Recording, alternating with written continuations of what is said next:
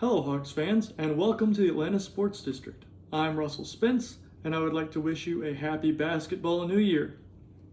Today, my plan is to have my first video ever, episode 1 of the Atlanta Sports District, and it's going to be a roster breakdown of the 2025-2026 Atlanta Hawks. I'm going to start this talking about how I believe NBA teams that are run well are built. Then I'm going to talk about our needs in that situation, and then I'm going to talk about all the players that are on our roster. So let's get started. In the NBA, it's really rare that you have a player that is completely and totally without flaw. Even the best players on planet Earth, they have got something that they don't do well. I'll use Nikola Jokic, for example. He's by far and away the best player on planet Earth right now. He's so good, it's scary. But Jokic has a problem. He's not very athletic. And so they've built their roster to help in his deficiency. They bring in players like Aaron Gordon, a former dunk contest, should have been champion at least one of those 2 times. They bring in Peyton Watson, an amazing athlete. Christian Braun, an amazing athlete. Strother is a very good athlete. They bring in these players who can kind of mitigate the problems that he has. And that's very common around great players. Younger LeBron James was not a very good shooter. So what they do, they surrounded him with shooting. They bring in people like Kevin Love, Chris Bosh, these big men who could shoot to spread the paint to allow LeBron to attack. That kind of team building is very, very advantageous for NBA teams. They need to find a star, and then they need to attack the deficiencies with the rest of the players that are around him. That is something that the Hawks have done a very poor job of for many years. And I think we finally turned it around, and we're doing a better job. My example talked about Nikola Jokic, talked about LeBron James. Well, the Atlanta Hawks have a star. They have an absolute superstar offensively, and his name is Trae Young. He is awesome. But Trae Young has the issue that he is at most 5'10". I mean, he is tiny. A very small player. And that has its limitations defensively. So his deficiencies are in length and in defense. For years, we have put teams around Trae that are really small and offensively minded. And that has made us have some amazing offensive teams with amazing offensive ability that sucked so bad at defense we couldn't win games. We were losing games. I remember that one to Brooklyn where we lost like 156 to 154. You couldn't stop anybody. So we've tried this year for the first time in really his entire career to build a roster around his deficiencies. So with that being said, let's think about every player that's on our team, whether that be from guy 1 to guy like 30 on the G League. I'm going to talk about a few G Leaguers that I think match up with this identity and could eventually break into our full roster. Then I'm going to go to the two-way players that I think, what I think about them and how I think they're kind of going to be deployed. Then I'm going to talk about players that are on our actual roster, that are on full rostered contracts, that I think will spend the majority of their season in the G League. Then I will talk about the players that are our reserves, and then I'll move to our starters. And all of it is going to be within this framework of how do they fit the identity around Trae Young, and how does it work? And we'll move on from there. So starting off with our first G Leaguer, this player was signed to basically a camp body contract and then was almost immediately waived and is going to play in the G League this year, more than likely. We have his G League rights. If he plays in the G League, he has to play for the Hawks. And that's Javen Johnson. Now, if you don't know anything about Javen Johnson, I would not blame you. He is kind of not a well-known player. He's 6'6", weighs about 200 pounds. 198 is his listed weight. He spent the last 2 seasons in the Golden State Warriors G League system, where honestly, he hasn't been super great. He's averaged about 13 points a game in the G League, only about 1 assist, less than 1 steal, and only 3 or 4 total rebounds over the last few years. So you say to me, Russell, why do you care about this player? Well, when he was in our summer league, he was an absolute defensive maniac. He was awesome on that end of the floor. You could hear him talking on defense on the broadcast. He was just absolutely hounding on defense. And that's the kind of player that I can see breaking into the team. I think of like the Oklahoma City rookie right now that nobody saw coming. I can't even remember his name, but he's awesome defensively, and he's made their roster. I think of players like that, and I go, a 6'6" guy who's pretty thick, who is that hounding and that harassing on the defensive end, is an absolute unit you can build, and it's the kind of things that we need around Trae Young. When players inevitably move on from the Atlanta Hawks, we need players that are long and can defend to put in their place. I mean, not always are we going to have people like Mo Gay and V. Krejci on these small contracts. We're going to need people that can be on similar contracts to make sure our books work, that can fill those defensive roles. And Javen Johnson is one of them. And so I watch every College Park Skyhawks game. I haven't missed one in years. And I'm really excited to see how Javen Johnson can match our identity down there. When Ryan Schmidt was our G League coach, we were a bunch of bulldogs. We'd bite you. I mean, it was awesome to watch. And so I'm excited to see if he fits into that culture, because I think he's going to.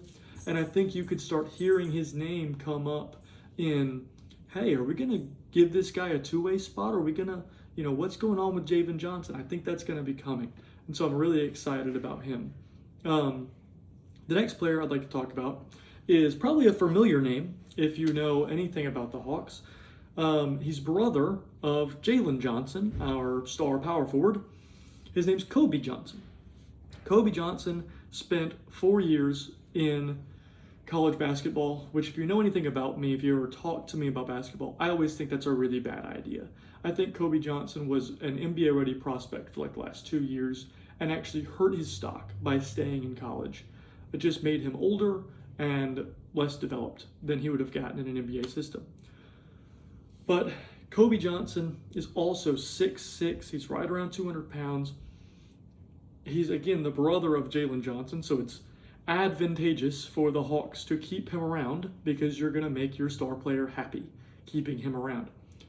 We currently have an open roster spot. With the cutting of Charles Bassey that happened today, you can assume that it would be really helpful to sign somebody like Kobe Johnson to that role if you don't have anybody else really in mind. I know a couple of people have wanted us to sign another guard that's NBA ready, but if you can't find anybody you don't, if there's no one you don't like or anything like that, I would sign Kobe Johnson to a longer term, similar to the V. Krejci deal, 4 years, small amount of money.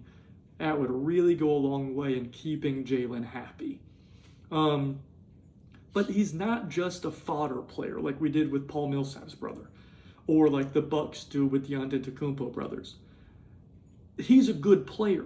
He is a really, really good defender. As you're going to hear me say a lot throughout this video, he can stop anybody.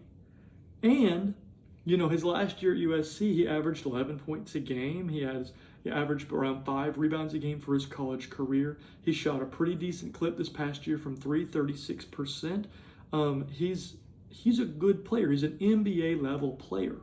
And so when you look, I think his best role is going to be in this kind of Nickeil Alexander-Walker bench depth who can make threes, who is a really great defender. That guy, your Deuce McBrides, your Nickeil Alexander-Walkers, your Herb Jones, these guys who come off the bench and absolutely are bulldogs on the defensive end, but also they can make a three. Those guys are really valuable, and you're seeing every NBA team need one, and Kobe Johnson can fit right in to that mold. And so that's another player that I am super excited to watch this season in the G League. As I said, I don't miss a single game. So if you want to message me, you want to comment, you want to ask about what's going on in the G League, ask me, because I will be watching the games. I'm really excited. We're going to keep getting to more G League guys. But I think Kobe Johnson's one that's going to get a lot of playing time down there. And he's going to make a big difference. And he's going to help this culture we're trying to build man 1 through man 30. I really love the way they're building the team all the way down. They're looking for talent from every avenue. And I think that's really important because this current CBA constricts teams so much on their ability to re-sign people. It's hard to re-sign your whole roster right now. I mean, we just saw Minnesota give up Nickeil Alexander-Walker for nothing because they just couldn't pay everybody. That's eventually going to be a situation the Hawks are in. So we need to be continually looking for more talent and more depth that we can just cycle right back into our roster. The next guy I'd like to talk about, another man who he's actually played a little bit this preseason, and I'm excited to see what he's going to be in College Park. I don't think he's going to start because we have a couple of other guards that I think are going to be ahead of him, but I really think he's a great player. That's Lamont Butler. I loved watching him at Kentucky this past year. You know, I didn't see him a ton at San Diego State, not going to lie. That's not a team I watch a lot of, but I did really love what I saw at Kentucky. You saw his numbers take a big jump. He averaged 11 points per game.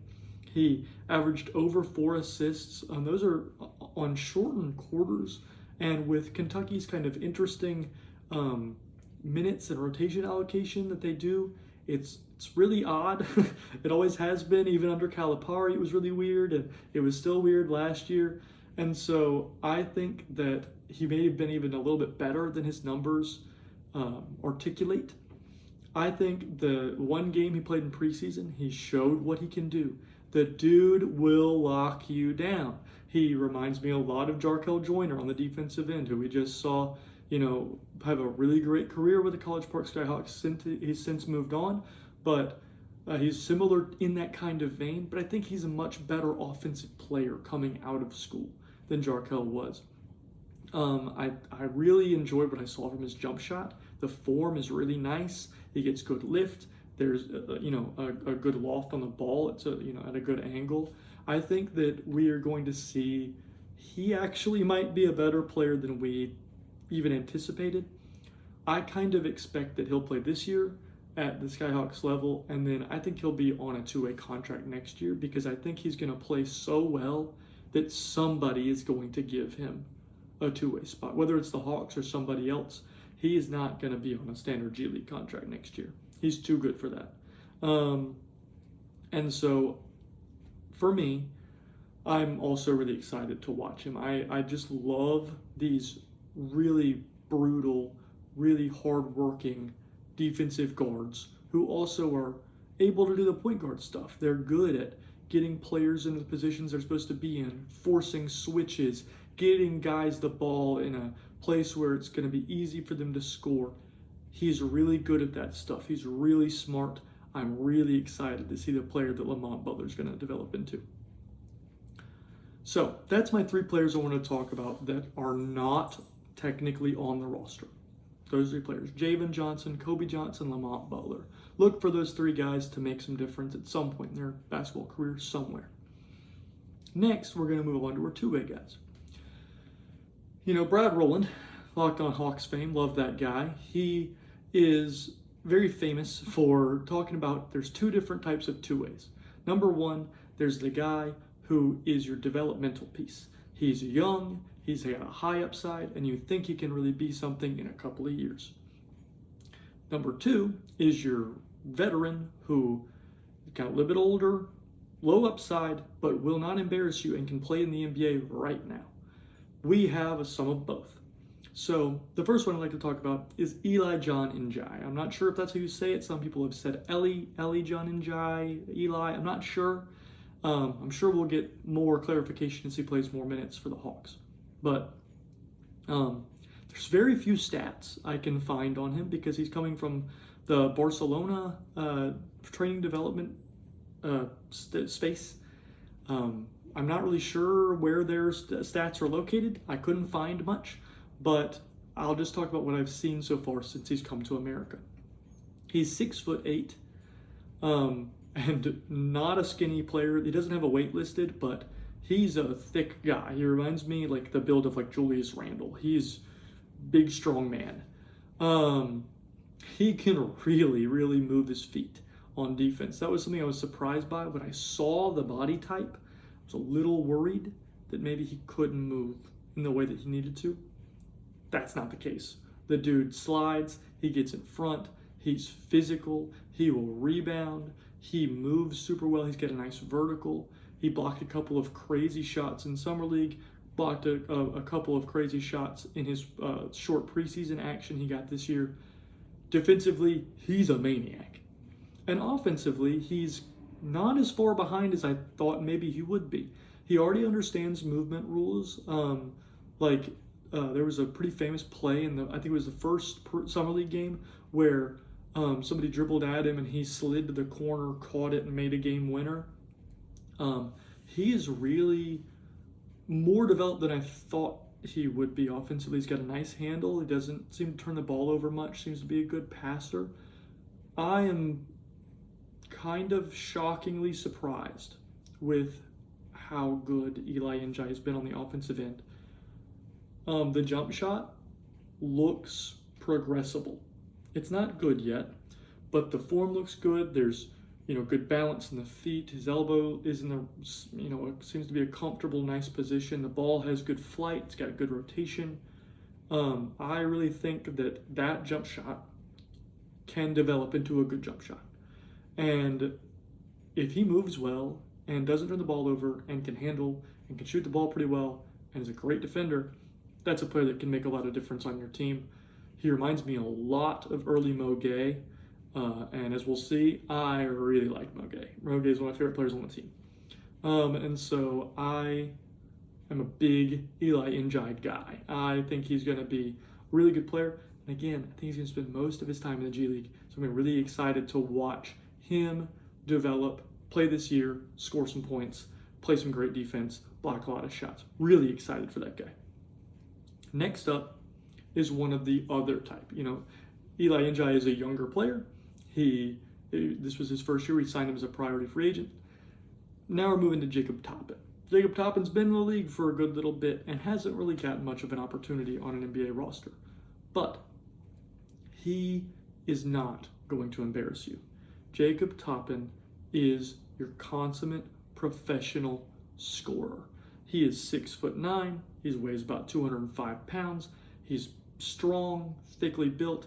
Not an amazing defender, but not going to embarrass you on that end. He won't just be a turnstile. He's not, guarding a parked car or something, trying to blow by a parked car. He is a good enough defender that he will not embarrass you, and he is a professional scorer. The dude can score from all three levels. He can score in transition. He can put the ball on the floor. He makes a high level of his jump shots. We saw in that, game he got in at the end of the year, he scored like 27 points in that game, playing real starters minutes. The dude can put the ball in the hole. And so if we had some injuries, I think that he would play over certain other players on our team. I think that he's a very interesting talent on offense who I don't know if ever is going to get the chance to show that off because he's just not truly special at any one thing. That's his big downfall, is that he's a good scorer from three, but he's not like an amazing scorer from three. He's a good scorer from the mid-range, not an amazing scorer from the mid-range. He's a good athlete, not an amazing athlete. And so that is just a guy who's going to help you win games if he gets in the game, but is never going to be someone you must play. We'll get to those guys that they have a skill that is so amazing you have to play them.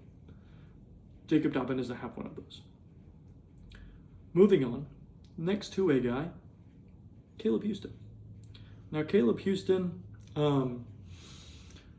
pride of Michigan, played in Orlando the last few years. I'll be honest, Caleb Houston is my least favorite current Hawk. I'm not a big Caleb Houston fan. I didn't like him in Orlando. I wasn't ecstatic when we signed him, no matter what the contract was. But we have just recently converted him to a two-way deal. Him on a two-way is a really good player for a two-way. He's a very, very good player. He made 40% of his threes last year. He only scored about 4 points a game, but that's because he doesn't take a ton. He needs to take more. If he's going to be a 40% three-point shooter, he needs to shoot them. But he also needs to know what is an open three and what is a forced three. We saw a lot of that in preseason where you would go, dude, you're open, shoot it. And then other times he would be heavily guarded on a movement three and he'd shoot it and you go, what are you doing? That's not, you seem to have a cognitive dissonance here of when you should shoot. Shoot it when you're open, don't shoot it when you're not. He struggles to put the ball on the floor. That has been very widely criticized, that he is the tallest player in NBA history to never dunk. He can't put the ball on the floor to dunk. He can't drive and dunk. He's too bad at dribbling. I don't know how that's possible. A 6'9" player still doesn't have a dunk 4 years into his career. Hopefully he gets one this year so we can shut up about it. But he's a very limited player, but he's not going to embarrass you. He's not very good on defense, even though he's 6'9", but he's long enough that he helps with our length problem around Trae Young, as we've said. And I think he can develop into a good defender. And he is a lot younger than your Keaton Wallace's and your Jacob Toppins. So he has some room to grow and some time. I do think this is his last year of eligibility to be on a two-way. So on a full contract, I'm not sure I would like to keep him as much. But on a two-way, he's great. Okay, moving on to the players that I think are going to spend the majority of their time in the G League, even though they are a full rostered contracted player. Number one, Keaton Wallace. Now, Keaton Wallace is one of my favorite players in terms of what they do for the locker room. You can see every time he gets in the game, every time anybody does anything good, and he's on the sideline, that dude is an amazing teammate. Everything you hear about him is how awesome of a teammate he is. And he puts his body on the line. Quite honestly, he's listed as 6'3". He's not 6'3". The dude is tiny, but he will take a charge in the face from a charging player who probably should get out of the way, but he'll take that charge. He'll put his body in line. He'll dive on the floor. He's scrappy. He will fight you. And that's the kind of stuff that you need in a substitutional guard. Not exactly the kind of player that you want playing every day. But if it's just so-and-so needs a day off, or this guy's hurt and he's going to be day-to-day, put in Keaton and he will fight to get you a win. And that is a player that is invaluable. And that's the reason why I'm so happy that they converted him to a full NBA contract. That is an NBA minimum contract that he is now guaranteed. That is life-changing money. Awesome for Keaton Wallace. He deserves it. He's worked so hard. And he's been such an amazing teammate that I don't think people truly fathom how amazing that is for him. I'm so excited. That being said, I really don't want him playing minutes a lot when he's not substitutional, when there's not somebody else who can go in. I don't want us to be fully healthy and playing Keaton Wallace. And the reason why is because he is very tiny. He is point guard sized, but he's not good at the point guard things. As I said about Lamont Butler earlier, Lamont Butler's really good at getting you to your spots, getting everybody to their spots, making sure they get to a place where they can score effectively. Keaton Wallace, not very good at that stuff. He's fine. He's actually quite a good ISO scorer. He has a couple of moves in his bag that seem to work very well. He's got this weird, Euro step back thing that gets him to the middle of the paint and he shoots a little left-handed floater, goes in a lot. He's good at that stuff. But the forcing switches and the getting players in the places he needs them to be to score, he struggles with it. And his handle isn't the tightest, and his passing ability is not the greatest. Offensively, he's just not really what you want out of a point guard. He's more of a 2. But he's too small to play the 2. So in lineups, you'll see a lot of times, like you can go back and watch the preseason, like he'd be in the game and Jalen Johnson's playing point guard, or Naw is playing point guard. So you've got this point guard sized player who's having to guard the guards, but not giving you the value that you need from him on the offensive end. And so that's where I'm like, for a game to game, yeah, that's fine. For an 82 game season, not a player I want playing consistently, even though I think he's a super valuable part of our team. As I said, awesome for him to get that amazing contract, life-changing money, great for Keaton Wallace. Much power to you, brother. That's awesome. Moving on, next player I'd like to discuss is Nikola Jurisic. Now, my friends and family know I bloom and love Nikola Jurisic. I love this guy so much. He is my favorite player on the Hawks. It's not close. I'm going to get a Nikola Jurisic jersey this year. I love him. I couldn't even get one last year because he didn't have an assigned number yet because he wasn't even on contract with the Hawks. But I love me some Nikola Jurisic. I watched every minute of his professional career at this College Park Skyhawk level. I'm going to watch every minute of it this year. I am so excited about this player. He's 6'7". He's a big guy, but he's a point guard. He has those point guard skills. Him and Tony Bradley last year had this amazing two-man game that they would run and pick and roll, and Tony, got this wonderful opportunity to go make a roster in Indiana and was part of their run to the NBA Finals. Great for him. But he had this amazing run where Tony Bradley and him just had a sixth sense, and he would throw these crazy whip-around passes, and he's awesome. He, this year, played really well in Summer League. He's played very well in the preseason in the time he's gotten. He has an innate ability to get to the paint. I love guards who get to the paint consistently. And moreover, he doesn't just get to the paint. He gets to the paint and makes a good decision once he's there. If there's an open shooter, he'll kick it out. If he can get a nice 10-foot jumper off, he gets it off. If he can go up for a dunk, he goes up for a dunk. If he can find a roll guy or find a lob, he finds the roll guy finds a lob. He makes good decisions. Very few players in the NBA can play aggressive to passive. The players who can play aggressive to passive, they're the ones who make millions and millions and millions and millions and millions of dollars. And Nikola Jurisic can do that. The problem is, he plays on a Trae Young-led team. And right now, he's really bad on defense. Even as him being my favorite player, he's a bad defender right now. He played some better on defense in the preseason, and I'm hoping that's a sign of things to come. Really want him to get with Ryan Schmidt and start working, because Ryan Schmidt seems to just completely turn people's defenses around. But I love me some Nikola Jurisic. I hope he can learn to play some better defense so he can play NBA minutes soon, because I think he's an NBA level player. He's awesome. Next player I'd like to talk about is Asa Newell.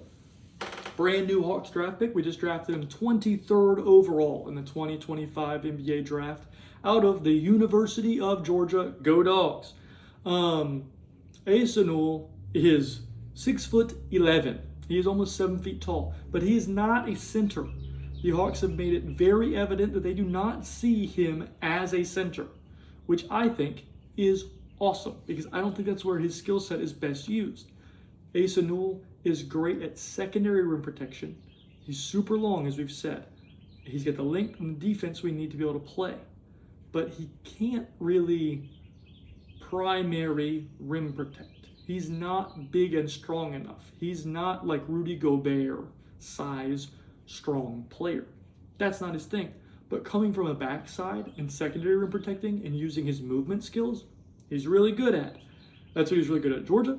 That's what he's been really good at so far in his time with the Hawks. He was really good in Summer League. He was really good in preseason. I'm really excited to see him play defense at the College Park Skyhawk level. I think he's going to spend most of the year down there. But that's not a bad thing. On offense, he is super athletic. He is super adept at the small things in the paint, whether that be like keeping his pivot foot, finding a different angle, finding a way to wrap himself around the rim, use the rim as his friend and protect the basketball, or whether it's I'm just going to use my vertical, I'm going to standing jump and I'm going to dunk it on your head. He's got all sorts of things like that. He is really adept around the paint. His other offensive game needs work. At Georgia this past season, he only shot 29% from three. He did shoot a decent amount of attempts to be a college freshman, but he has got to improve his jump shot. In Summer League, he was willing and able and shot well. But then in preseason, the speed of the game seemed to get to him a little bit. He rushed a couple of his open looks, but he never hesitated. I did like that. The dude shot it when he was open. I really enjoy seeing a player that will just catch it and bomb it. If he can learn to make it more, that's a player that has little hesitation. I think that's a player that can develop into a really good shooter. As I've said, the reason why Asa Newell, I am really excited about his future with the Hawks is because of the length and the defense, and I think the offense will come around. Moving on to the last of these guys, I think we'll spend a lot of the time in the G League, but maybe is not, he's better than a two-way player, is N'Faly Dante. N'Faly Dante this past season, the 2024-2025 season, was a member of the Houston Rockets as their kind of third, fourth center that they played. They played Jeff Green at center at some, and it's kind of odd, but he's a very good player. I really enjoyed watching him this preseason. He's a maniac on the boards. He will eat you. He will push you around. He will get every board that he possibly can get. I really enjoyed it, and to the point where we had Charles Bassey, a proven NBA player who some teams should probably call about their open center availability because some teams are really bad at center right now. And we had that guy on our roster, and he was so much worse than N'Faly Dante that we kept N'Faly Dante and we cut Charles Bassey and just opened up a roster spot. I was really impressed with Dante. He moves his feet well. He played up to touch really well, which I was not expecting from a dude his size. He can move, and he's huge. That's rare. He has that true Rudy Gobert size. I mean, he's listed at 6'11", 230. He's a big dude.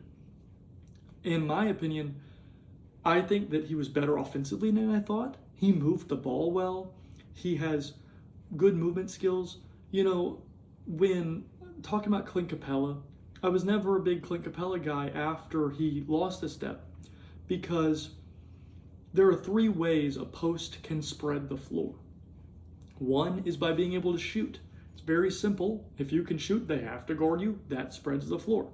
Secondly, is by being able to pass. If with your passing ability you can touch every piece of wood, every grain of wood on the floor, then they kind of have to put a guy out there because if not, you're just going to sit there and pick them apart with cutters. So you'll see players that are not very good shooters have people guard them out at the perimeter because they can pass so well and you got to put pressure on that guy. The third way is vertically. If you can jump, that's going to spread the floor with lobs. So I was kind of thinking that when they signed N'Faly Dante, that the one way he was going to be able to spread the floor was vertically. He has proven in these couple of games, he is a good enough passer that he will spread the floor in that way too. And that's really beneficial. If you can have a center that can spread the floor at least two of the three ways it's possible, that guy can play really well. I'm excited about N'Faly Dante. I think that his path to playing time may be a little hard because there is two centers ahead of him that are hopefully going to play a lot of games. But also Kristaps has some health concerns and has missed a lot of games in his career, and so maybe that'll be a time for N'Faly Dante to show off just the player he is. I think he's going to be a really, really good player in the NBA. Okay, that's all the players that I think will spend the majority of their season in the G League. Now we're going to move to our reserves, the guys who we're depending on to come off the bench this season and to play a really pivotal role. The first guy is Vít Krejci. I love Veet. The cool thing about Veet is I think he's the second best passer on the team. The dude can pass like crazy. He took a huge step forward last year in his shooting ability, and actually the last few years. I've been really, really pleased with his adjustments to his shot, and he's gotten a lot more lift on the shot, a lot better shot angle. There's better rotation. He's just really worked on his jump shot. When he first came up from College Park, his defense had improved a ton. It is still better than it was, but it's kind of regressed a little bit, and I'm hoping we can get him back to that wonderful defensive form that happened then, right when he came up, and kind of earned his way onto this roster. I worry that we might not get that defensive ability, and so that's the reason why I kind of have him projected as like the first man out, the first guy who's not going to play every day, because I don't think he can defend.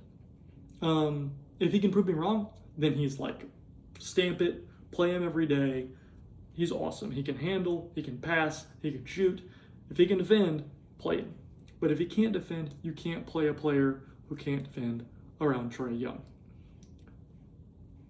Getting to that later, there's another player that is going to kind of break that rule, but only because I think he's going to play the backup point guard, basically.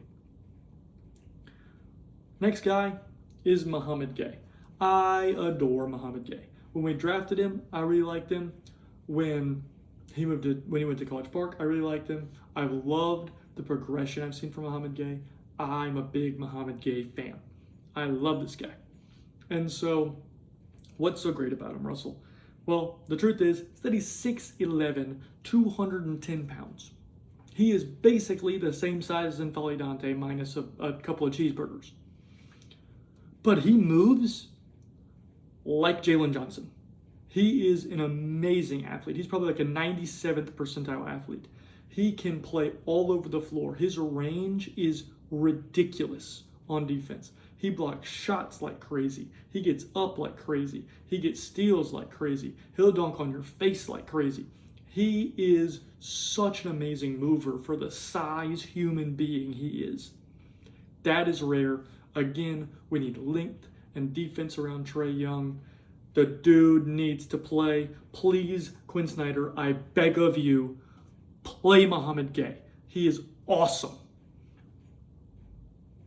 That being said, he's pretty bad on offense. He doesn't move the ball super well. He's got a good handle, but I think it's a little bit scheme comprehension. Doesn't seem to always know where his teammates are going and makes kind of slow reads sometimes. The jump shot played well in College Park. He was like a 38% three-point shooter in College Park. That is not translated to the Atlanta Hawks so far. He's been pretty bad from beyond the arc. I really hope that turns around because I think he is a great player, and I really want to see him play. But I can understand that if you care about his offense a lot, might not play Mouhamed Gueye a ton. That being said, please play him. I love him so much. I love watching him play. I love the goofy smile. I love this guy. Please play him. Moving on, we're getting to our real, actual players now that are guaranteed to play every game. Our top 8. These are the dudes. Number 8, Luke Kennard. Man, I like this guy a lot. He is pitiful on defense, but it's not for lack of trying, and so I'm not even going to say anything because he's really going to play backup point guard most of the time. I think he's going to kind of share it with Nickeil Alexander-Walker, but I don't think he's going to play a ton with Trae.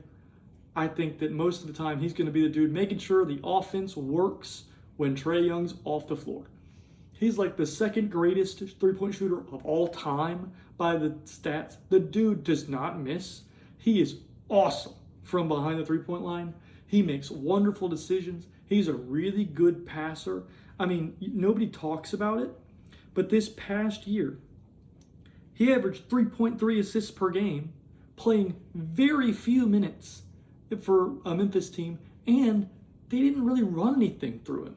I mean, they're running things through Jaw and through Jaren, and like dumping it down to Zach Edey and Desmond Baines. That they ran nothing through him, and he still averaged almost 4 assists a game. The dude is an awesome passer. He's a great ball handler. He can shoot the lights out of the thing. He's going to make our offense hopefully good enough when Trae Young is off the floor. That's what we've never been able to do. When Trae Young comes off the floor, our offense plummets.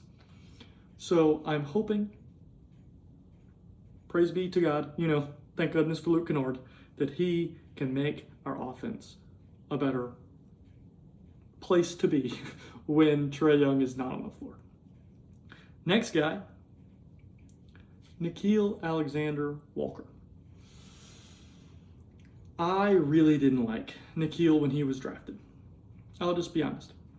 My family used to have like a joke about Nickeil Alexander-Walker when he came into the league and he played for New Orleans, that he was like by far and away the worst defender we'd ever seen.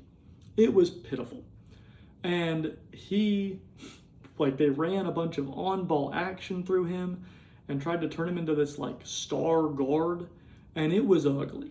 He did not play well. I mean, I've got it here, but like his rookie year, 5 points per game, then 11 points per game on terrible efficiency, and then like 10 points per game on bad efficiency. Like, it was bad. We did not, my family hated Nickeil Alexander-Walker. When he went to Minnesota, they basically told him, defend or you're not going to be in the league. And he did it. He is one of the best defenders in basketball now. He is on ball, a maniac. He's a madman. He plays like his hair's on fire. And I love it. He blows up screen actions. You cannot screen the dude. He is constantly finding what you want to do with your on-ball player and making it where you have no hope of getting that done. And that is so valuable. That's like Dyson Daniels level value on defense. He doesn't create the steals like Dyson does, but he also is like 99th percentile in offensive foul drawing. He's awesome on defense. Again, around Trae Young, that's the kind of player you need. Secondly, when I see Nickeil Alexander-Walker, the thing I see is a success rate of hard work on a jump shot. He is over 40% on catch and shoot threes. He can shoot the ball with the best of the off-ball players in the entire NBA. He will come in, he will play amazing defense, he will be long, he will be athletic, and he will make threes. And that's what we need from that spot. I am super excited about Nickeil Alexander-Walker this year. I think he's a great addition. I think he's probably the best addition of the entire offseason, even including a former All-Star. That's how much I like Nickeil Alexander-Walker. Next guy coming off the bench, last guy coming off the bench, number 6, Onyeka Okongwu. Man, I love me some Big O. This is actually my sister's favorite Atlanta Hawk, is Onyeka Okongwu. She loves how hard Onyeka plays. It has been remarkable to see the development of Onyeka Okongwu. He came in the league pretty rough as a player, and he has steadily climbed to be an amazing player in this league. He's a really, really good player. I think he's like he's one of the top half of the NBA centers, and he's coming off our bench. I knew when I saw him and heard him talk that Onyeka Okongwu was going to be one of those guys who just worked his butt off until he was a great NBA player, and he's done it. He's an amazing defender. He plays up to touch with some of the best of them in the entire NBA. He can move his feet like crazy. He works super well next to Jalen. He remarkably has developed as a passer. That's very rare for NBA players to go from being like, at USC, Onyeka was not seen as a good passer. And all of a sudden he comes in and he can really pass. And he's developed a jump shot. He's making a remarkable number of his corner threes, and last year adding an above the break three that is very beneficial. When your center can spread the floor vertically, which Onyeka can get up, he can shoot. That's spreading the floor with his shooting, and he can spread the floor with his passing ability, which he's developed. That dude can spread the floor in all three ways. That is extremely rare. Find me a player that's at center that can spread the floor in those three ways, and I'll show you a star in this league. Every single one is like Chet, Victor Wembanyama, Nikola Jokic, Kristaps Porzingis. These players that can spread the floor in all three of those ways at the center position are godsends. They're awesome. And we have two of them. Because moving on to the next guy is Kristaps Porzingis, a former All-Star. I mean, just last season, averaged 19.5 points per game. He is a type of offensive player we've never had next to Trae Young, especially at the center position. I mean, no offense to these guys, but centers that played with Trae are like Clint Capella, not good on offense. Dwayne Dedmon, Alex Lynn, just not good players on offense. Not players you want having the ball in any capacity on offense. Kristaps Porzingis, we're cool throwing that dude the basketball. He's a good passer, not a great passer, but a good passer, good ball mover, good ball handler. He is a great shooter, one of the best shooting big men of all time. And we've already seen he's got some bounce back. I mean, he's putting put back dunks and catching lobs and dunking it for Trae. I mean, he's establishing that he's going to be able to attack vertically. He's going to be able to attack with a jump shot. He's going to be able to attack you passing the basketball. We've never had a player like this around Trae Young. I'm excited to see what he can do for our team. Defensively, the dude is 7'3".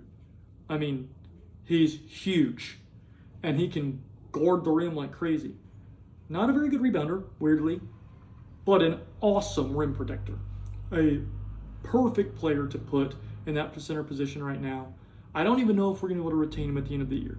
He's got an expensive contract. But I think for this season, he's the best guy we could have brought in. And we dumped useless money in Terrence Mann and Georges Niang to get him. Just a home run, grand slam. Thank you, Ansi Saleh. We love you of a trade. Not even the best trade of the offseason, crazily enough. Thank you, New Orleans Pelicans. Oh, that's a crapshoot over there. But just a great trade, bringing Kristaps. I love this move. So, now to the fourth man, Dyson Daniels. Congratulations to Dyson Daniels. I'm recording this just after the news of him getting his rookie extension. 4 years, $100 million. Just a mind-bogglingly great deal for the Hawks. Oh my goodness, that's awesome. That's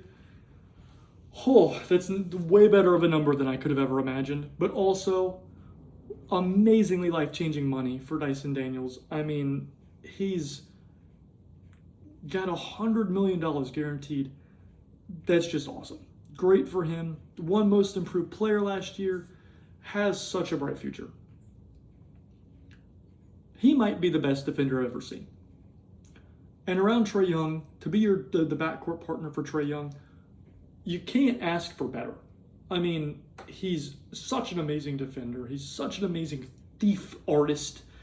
But he doesn't lose his man. He doesn't do the stupid stuff that people who go for steals usually have happen.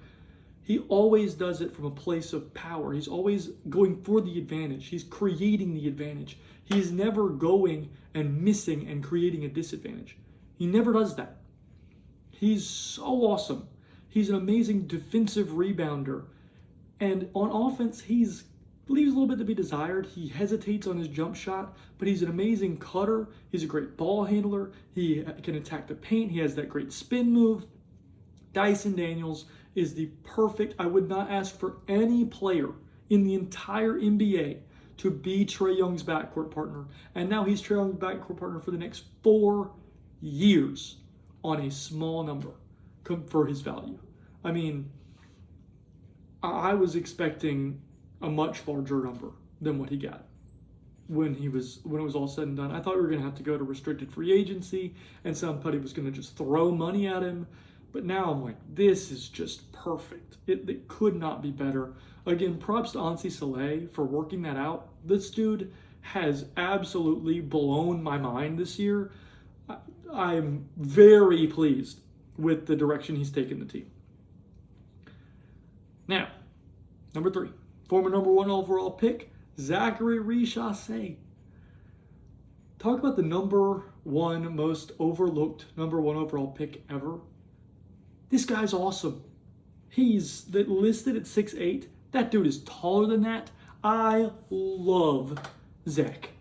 I know I'm saying that a lot this year. If you can't tell, I love the Atlanta Hawks. I have not missed a game in 13 years. I haven't missed a College Park Skyhawks game in 4. I love this team with my whole heart. And I think that Zachary Richaussee has a ceiling a lot higher than anybody gave him credit for. He shot a great percentage from 3 in his rookie season, 35.5% from 3 in his rookie year. That is fantastic for a rookie. Most rookies are inefficient and stink. Zach did not stink. Zach was a very good defender. He plays great team defense. He's a great communicator. He needed to get stronger, and guess what? He did. He showed that in his Eurobasket play this year. He is so much stronger than he used to be. He's so athletic. He's long. He's rangy. He is where he's supposed to be. He communicates well. He shoots the ball well. And I always say this, 3 and D players need to be able to score without looking to score. And Zachary Richaussee is a perfect example of that. He catches it and he's open. He shoots it and he makes it. And then the next time down, he runs the floor and he's not even looking for the basketball, but Trae Young finds him, he takes one dribble and he dunks it. And he does that a couple of times a game, and all of a sudden you look up and he had 18 and he played great defense and he was efficient, and that's Zachary Richaussee. I love him. I think he's going to be an all-star level player. I am hugely high on Zach Richaussee. I think he's great for our team. I think he fits in perfectly. I'm honestly happy that Alex Sarr didn't want to work out for us, because if we had been tempted to take Alex Sarr, we wouldn't have Zach Richaussee, and I love that kid. Now, number 2, second most important dude on our whole roster, Jalen Johnson. Already talked about his brother Kobe, but man, do I love me some Jalen Johnson. I think that Jalen has all NBA potential. I talk about play finishers all the time. That's Jalen's role, is he's a play finisher. The best play finishers are the ones who can score from all 3 levels at an efficient clip and play all NBA caliber defense. Like, the best play finisher ever is Michael Jordan. Michael Jordan was able to score efficiently from all 3 levels, but also would lock you up. That's Jalen. Jalen, when he reaches his pinnacle, will be able to score from all 3 levels. He's working on his jump shot. It's getting better. And he's able to score from the mid-range and in the paint at a very high clip. And he's working on his defense. I really think that he will be a great All-NBA caliber defender and All-NBA caliber player by the end of his career. And it could be as early as this year. I think he's an all-star this year. In a weakened East where we don't have Tatum, we don't have Halliburton, certain teams are down. Even people like Paul George usually get a lot of fan votes. He's not, he's hurt. I think that this is a wonderful opportunity for Jalen to make an all-star team, to imprint himself as a true star in this league. The dude's got to stay healthy. Please, Jalen, do anything you can. I know a torn labrum is like a freak injury. The Kyle Kuzma undercut thing you can't control. Please, do anything you can. Go hide yourself in a cryo chamber or something. Don't get hurt. You have the chance this year to do something amazing, to set yourself up for an amazing NBA future. Don't get hurt. Please. We could win the NBA Finals if you'll stay healthy. Please stay healthy. Okay. Lastly, no matter what you think of him, Trae Young is the best player on our team. He's the most important player on our team. He is a superstar. Trae Young does have deficiencies, as I said. But finding a player who doesn't have deficiencies doesn't exist. I can maybe name like 3 ever where I go, yeah, I wouldn't change anything. Tim Duncan, yeah, I would not change nothing. Michael Jordan, nothing. Kareem Abdul-Jabbar, I wouldn't change a thing. But that player is really, really, really, really, really rare. We have a player who is able to create offense like any other player, unlike any other player in the NBA. He's led the league in assists 3 years in a row in total assists. He led the league in assists per game last year. His assists per game has gone up every single year of his career. He's led the league in potential assists by an even wider margin for the last 3 years. He is the best passer on planet Earth. That guy doesn't come along every day. As Hawks fans, we need to understand how lucky we are to have a player like Trae Young. And we need to support that guy. We need to understand he has deficiencies, but we need to have a roster that's built around those deficiencies. And this year, we do. I just named 20 dudes, 19 other than Trae, that every one of them are built with Trae Young in mind. I truly think this team built around this guy, if he stays healthy, can do remarkable things. I'm a little worried about the very start of the season because we have a difficult starting schedule and we have to build some continuity. And sometimes that's hard for other teams to have full continuity and then you come in and you're putting in new pieces. Sometimes you start a little slow. But I think by the end of the year, you could see us be the hottest team in basketball, make a big run. I think by the end of the year, we could be one of the better teams in the whole NBA. I think we could scare a lot of people. And it all starts with the passing ability of Trae Young. This kid is as good as they get. You're not going to find another one. We have to back this player. We have to back this team. That's all of the roster I'd like to break down. We tip off in just a few days. As I said, I'm recording this on Monday, right after Dyson Daniels' extension. We tip off on Wednesday. The last thing I'll talk about today is a plea. Going into a new basketball season, you need to remember, as fans, yes, we love the Atlanta Hawks. You won't find a person who loves them more than me. But the people that are wearing those jerseys are just that. They're people. Do not forget these are human beings. In the way you talk about them, in the way you treat them, in the way you cheer for them, in what you tweet about them. We're going into a year where we get to establish what kind of fan base we will be. Do not be Philadelphia. Do not be the team that everyone hates playing for the fan base. We're Atlanta. We don't act like that. Let's support our guys.